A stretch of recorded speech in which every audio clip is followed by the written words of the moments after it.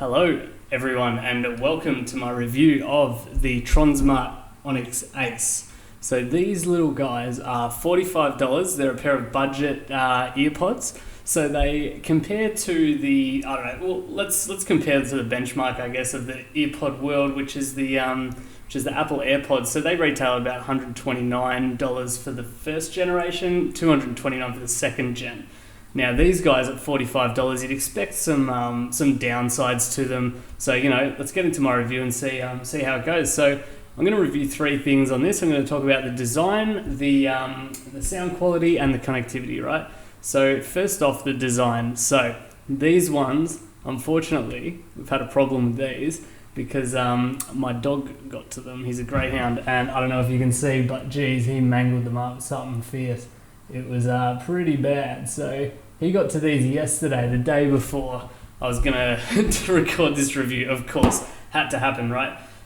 So what actually happened was the whole case came off.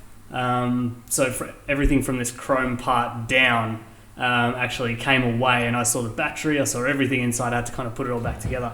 But she's still working great, so maybe that holds something to the durability, but I mean, really, it's just plastic. So it's as durable as you would expect it to be, I suppose. And dog teeth marks are, still good. So the design for me personally, I don't really like the look of it. I think the chrome is like super dated. It looks cheap and plasticky, but you kind of expect that for $45, whatever. I mean, who's really going to see this is going to be in your pocket the whole time? The design of the actual AirPods themselves. Let's take these out. They're actually pretty good. I wonder if you'd see them there very well, but for me, they look really similar to AirPods, and you chuck it in your ear, you're not really going to draw any attention, or no one's going to notice anything really. So not bad for me. They got these little chrome bits on them. Not a big fan of that, but not too bad. I guess Apple's made us kind of pretty standardized to this little travel toothbrush in your ear type setup. So you're not drawing any attention. They look just fine. So from a comfort standpoint, they're actually really good. I prefer this design that they've got going to them, this kind of in-ear but not in-ear design. I think it hurts your ears less. It doesn't dig in as much, and an added benefit, if you want this as well, is you can hear a lot of background noise, which to me is important because I listen to them when I'm on the couch behind me and my partner's kind of talking to me at the same time sometimes. So I'd rather these over noise cancelling. And another factor, they don't have active noise cancelling. So you say that's obviously where they're saving a bit of money when they charge them to you so as well. So there's no wireless charging on this case, which is a bit of a bummer, but for $45, it has to be expected, right?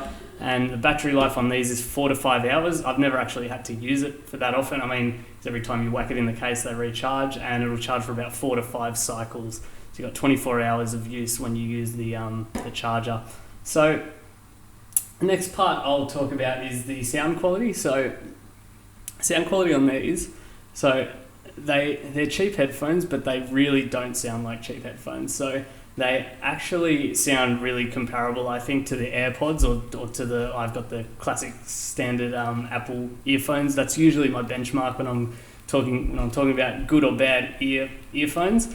Good is obviously a lot better than Apple, the standard cords and their standard earpods from ages ago. But I think the cheap headphones, you can really tell what a cheap headphone sounds like, and this does not sound like them. So that's really positive. One thing out of the box is that the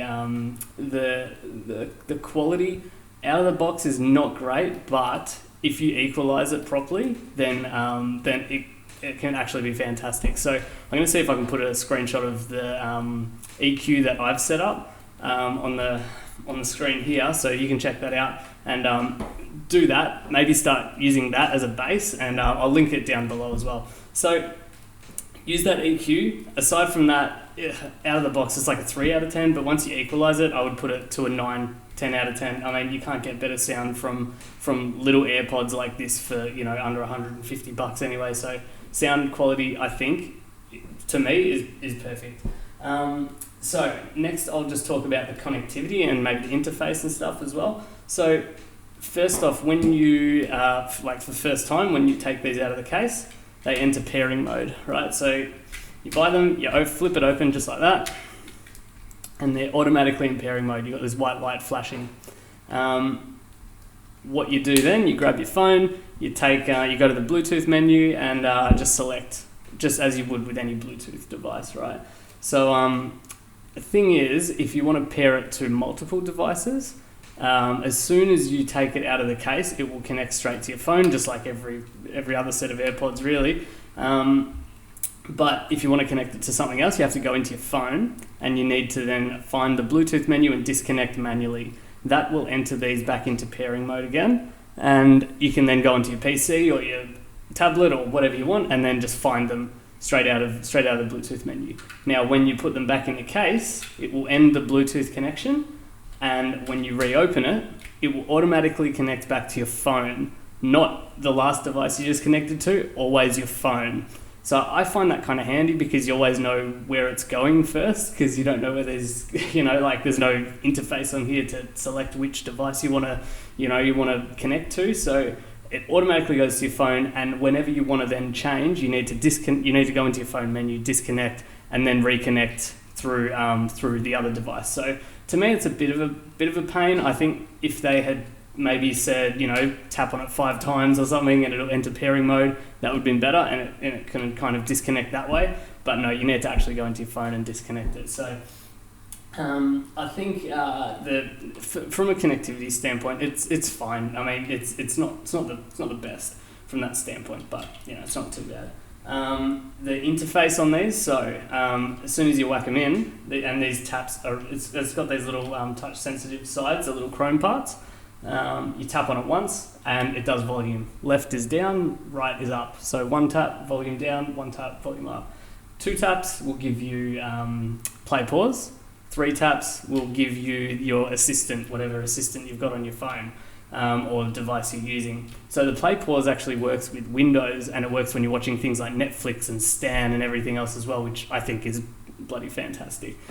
Same with every other app on your phone as well. It'll just work with YouTube, Spotify, and everything else. So I reckon the touch controls on these are bloody awesome, and they're really responsive and really accurate as well, which is fantastic. I think the AirPods, you've got like double tap and that's it, and you can assign that to whatever you want, but these guys give you a lot more flexibility, which I think is bloody fantastic.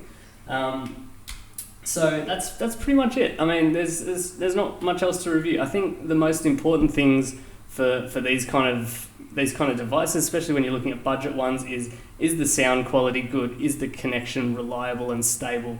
And to me, 100% yes and yes. That's because what are you doing with these most of the time? You're not going to be pairing it for that long. Most of the time you're just sitting there listening to music. So is it comfortable? To me, yes, they fit my ears really well. They're the same shape as the standard AirPods. So if AirPods fit your ears, these will fit your ears as well. And that's all you need really. Reliable connection, good quality sound, and comfort, because that's what you're going to be doing with them. I listen to them for a couple of hours at a time. I watch TV shows, and I've got my partner kind of sitting next to me reading a book or something, and I use these to play the sound through that. So they work perfectly for what they are. So $45 Australian off AliExpress, I think I got them, but highly recommend, and they appear to be durable as well. The dogs love them, so that's fantastic. Well, that's it. That's all I got. So thanks for tuning in, and see you next time. Cheers.